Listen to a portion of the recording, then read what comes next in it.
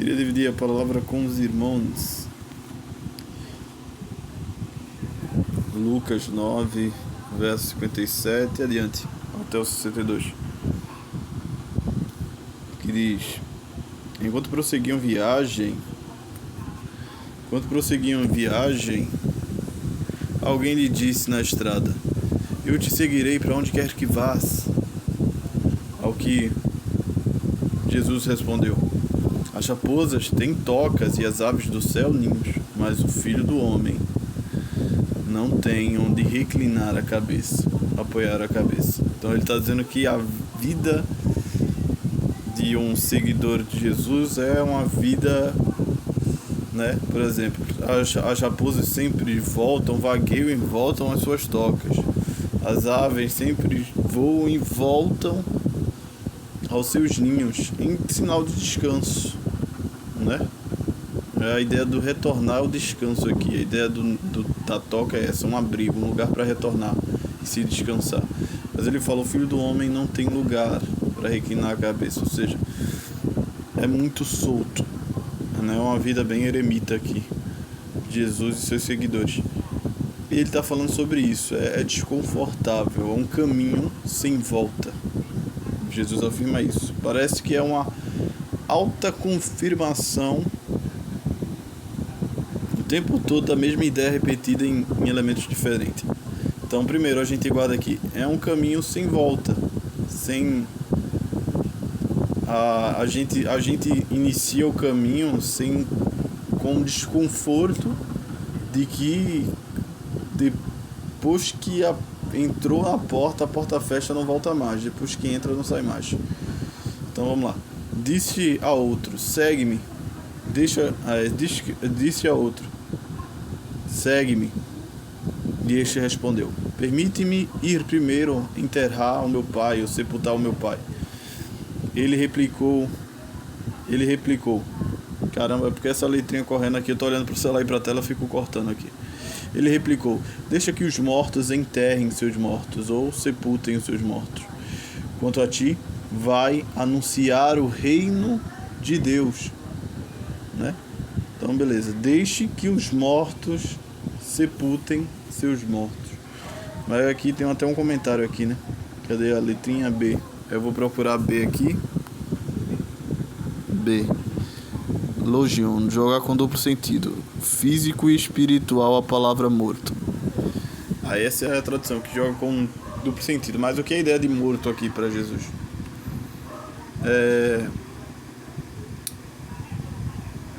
Como é que eu posso dizer? Jesus falava assim que aquele que escutava as palavras deles dentro da ideia do reino de Deus passava da morte para a vida, ou seja, por quê? Por meio da verdade. A verdade tem um poder de ressuscitar você, de fazer você se reconfigurar de novo à vida, de fazer você nascer de novo à vida. Então, na verdade, a efemeridade desses dois os perseguem, né? Tipo, desses dois não, né? Da pessoa que fica por muito tempo. E é bom a gente considerar também a ideia de que aqui o enterrar não é que Jesus está proibindo ele ir para o enterro do pai e está sendo indelicado.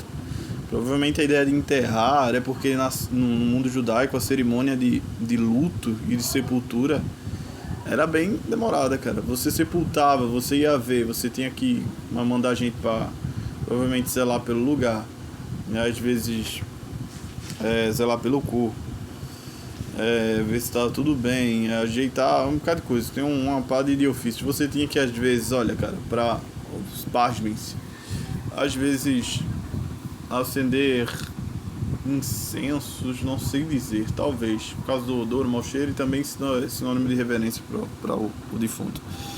E dependendo se for um costume mais antigo ainda, judaico, não sei se ainda tinha no tempo de Jesus, é mais levar pão e vinho, umas cerimoniais assim, que é meio estranho, né? Então que fica essa monotonia. É o morto que não recebe nada porque realmente já morreu, e outro que está com suas funções mortas porque está atribuindo a morto. Mas parece que Jesus não é indelicado com essas coisas. Parece que Jesus está falando sobre a falta de noção de que há algo pelo qual a se viver, que esses não têm noção, e de que esse que está sendo convidado agora tem a chance de ver, né? De ver, de provar e de viver, que ele está resistindo de certo modo. Isso aqui é a parte que eu poderia perdurar mais falando, mas eu não vou ficar alongando muito tempo, porque eu quero falar do outro aqui, né? Então, tipo, esse deixe que os se por ele certo remete certa urgência, vem logo, vem, segue. Outro disse, aí ele faz aqui, tá total, replicou-lhe. Aí outro disse-lhe ainda, outro, já é outro, eu te seguirei, Senhor, mas permite-me primeiro despedir-me dos que estão em minha casa. Jesus, porém, lhe respondeu, quem põe a mão no arado e olha para trás não é apto para o reino de Deus. Isso aqui é massa, eu gosto disso aqui. Porque, tipo, quem põe a mão no arado e olha para trás não é apto para o reino de Deus. Isso aqui é lindo. Porque, tipo, o reino de Deus, antes dele ser uma coisa que vá se concluir fisicamente, transformar teu corpo, transformar a estrutura do universo, readaptar à glória de Deus, né? Ele acontece hoje por meio de virtude. Você se redesenha pelas virtudes de Deus. Você se refaz, se ressuscita pelas virtudes de Deus, por meio da salvação em Jesus Cristo e da palavra da verdade que Cristo insere, enfim, pela guiação do Mestre Nazareno na sua sabedoria. Você se reconstrói, se faz para a vida de uma forma espiritual, de uma forma virtuosa, né? O amor, a graça, essas compreensões, você se transforma e você ressuscita de forma virtuosa. Então o reino dos céus, o reino de Deus, ele é um expresso virtuoso, uma expressão virtuosa de uma vida com Deus também para agora, é uma qualidade agora, naturalista, entre aspas. Quando eu falo naturalista, é nada de muito sobrenatural no sentido de extravagância, foguinho saindo das narinas, e plim-pim-pim, e tal, nada muito assim. É altamente disciplinar, uma coisa que primeiro muda-se o estado do espírito, para depois, com o espírito mudado, mude-se o corpo para adequar aquele espírito que você trabalhou, refinado em Deus e na sua ordem. E o corpo vai ser transformado para ser adequado a esse espírito que tanto você soa, né? Claro que vai ter um certo, o corpo de glória, um certo não, um grande buff para você se verdadeiramente, por completamente, se fazer idôneo à presença de Deus.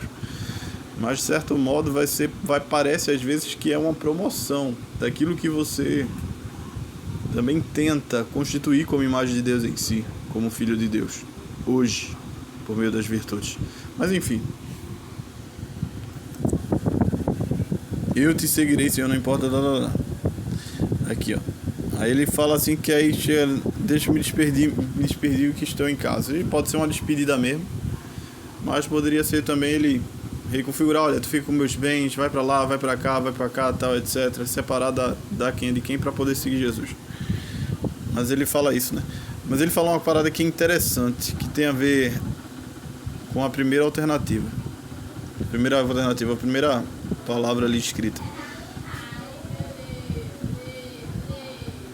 Jesus, porém, lhe respondeu, quem põe a mão no arado e olha para trás não é apto para o reino de Deus.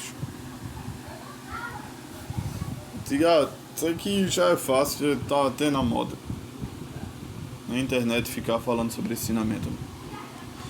Na terra de Israel, cara, é muito pedregoso o solo lá em Israel. Pedregoso mesmo, tem pedras assim.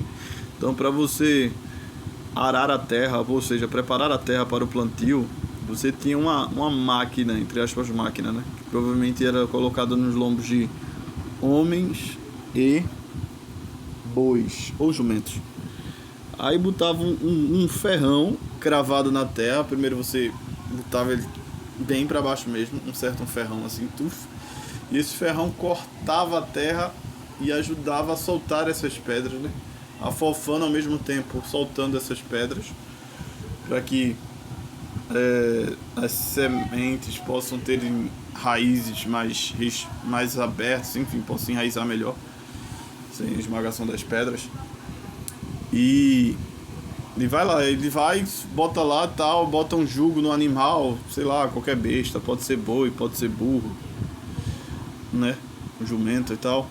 E fica, às vezes, na parte de trás, o burro fica com a força maior de puxar e fica na parte de trás, na frente da máquina, né? Uma força de... E atrás também fica empurrando, mas também guiando, dependendo, se eu não estiver confundindo as máquinas, mas é uma das máquinas de arara assim, guiando o homem, um escravo, um trabalhador, também fazendo força. Aí o corte era profundo e a rasgando ia abrir na terra, né? E por ser uma coisa muito pesada, cara, muito difícil, era uma coisa que tinha que ser na explosão da força, né? Então vocês, quando feriu a terra, tem que continuar empurrando, né? Porque ficou empurrando para não ver se tá certo e tal, não ia ser muito inteligente trabalhar assim, porque ia render muita fadiga. Então ia ser no gatilho, na propulsão, assim, iniciou, tem que estar certo, já calibrar qual vai ser o caminho, iniciou o caminho, vai andando, porque se você empurrando assim, foi no impulso, olhar para trás, né? Você pode entortar as linhas que devem estar bem aprumadas, bem alinhadas, né? Para não causar dano à plantação, à organização da plantação e tal. Então, se você virar um pouco para olhar para trás se está ficando bom ou não, isso vai atrapalhar todo o desenvolvimento do resto do trabalho. Vai fadigar você, o jumento, o processo do tempo que você tem para entregar o trabalho, para concluir o trabalho. E provavelmente também essa inclinaçãozinha para trás corria muitos riscos, já que era por pressão, por puxar assim, de você entronchar o caminho que você já estava fazendo, tá ligado? Então, uma das coisas que eu acho bonito aqui nesse ensinamento de Jesus é que olhar para trás. O reino de Deus é uma virtude que a gente tem que sempre... A gente tem que iniciar olhando para frente e continuar olhando para frente. Ah, mas eu errei. Não olha. Frente. Segue. Ensaia. Eu me lembro que por esse tempo estava assistindo Provérbios. Estou falando assistir demais. Lendo o Provérbio. E dizia sobre como a gente deve estar focado. Colocar a rédea nos nossos olhos para a gente sempre olhar para frente. Não ter distração. Para que a gente tenha qualidade virtuosa de procedimento, de fidelidade, na pureza de nossos corações, para termos um coração puro, porque a gente não teria mancha na nossa consciência de quem somos, pesar no nosso coração. Justamente é a parte de Provérbios que fala: tenha zelo pelo coração, pelo seu coração, porque dele procede a fonte da vida. A qualidade da tua vida está nos conformes do quão bem cuidado está o teu coração. E coração, para os antigos hebreus, era a fonte do teu entendimento e a fonte, não somente a fonte das tuas emoções, como a fonte do entendimento. Então, quando a gente pega, provavelmente Jesus é um sábio, vamos falar provavelmente Jesus é um sábio, provavelmente, né? Eu tô falando provavelmente na brincadeira. Jesus, evidentemente, ele é maior que Salomão em sabedoria, né? Nosso mestre é um sábio com matriz judaica, israelita e tal, hebraica. A filosofia dele tinha a ver com isso. Olhe para frente, porque às vezes a gente viver de olhando para trás, mais do que só olhar para trás para garantir se está fazendo certo por insegurança ou sei lá o que, para ver o que a gente já fez, pode estar prejudicando o percurso que a gente deveria estar fazendo ainda, né? Deveria estar tomando em segmento. Então olhar para trás pode te causar indeformidade no que você precisa ser agora, no que dirá do que você será no futuro, né? E o reino de Deus, ele é baseado nisso. E claro que ele está falando sobre seguir a ele nesse contexto aqui, mas Jesus me faz crer que isso não só se aplica à ideia de não olhar para trás, tá entendendo? Para não olhar para trás no sentido desse jovem que quer se despedir da sua família. De forma geral, Jesus, com seus outros ensinamentos, parece acreditar nessa virtude de sermos focados e de sempre olharmos para frente, que às vezes olhar para trás custa-nos uma desqualidade naquilo que estamos tentando desenvolver para o nosso futuro, né? Por meio do agora. É interessante, né?